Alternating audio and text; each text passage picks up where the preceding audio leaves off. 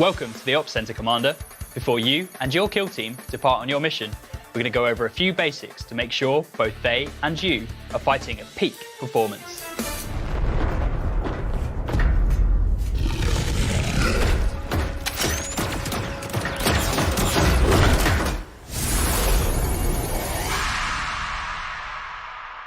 If you've never experienced the furious close quarters combat of Kill Team before, there are a few things you should know. Battles in Kill Team are fought by groups of anywhere between 4 and 14 Sistal miniatures, or operatives, typically within very short range of each other. The combat arenas are known as kill zones and are packed with all manner of buildings, ruins and other terrain pieces to hide behind, making every firefight a violent close range affair.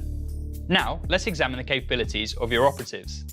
Each operative has a number of characteristics that determine their effectiveness in combat, followed by a list of the weapons they possess and any special rules they might have access to. You will also see a list of keywords at the bottom, including the operative's faction keyword, shown in orange. An operative's movement determines how far they can travel when moving. We'll go into actions in more detail later. The APL characteristic, or action point limit, is the number of action points an operative has to spend on their turn when activated, and is also used to determine how much control the operative can exert over an objective. Particularly disciplined operatives are trained to fight in concert with their comrades, represented by the GA or group activation characteristic. This means you must activate this many operatives at the same time, provided they share the same operative type. The defense characteristic determines how many dice are rolled when defending against a shooting attack, while an operative's save is the resultant dice roll they need to avoid damage from those attacks. If an operative fails to defend against an attack, they are dealt damage, and if their total damage equals or exceeds their wound characteristic, they become incapacitated. Weapon characteristics will be covered when we take a look at the firefight phase, and include the basic capabilities of the operative's weapons, as well as any special rules they might have.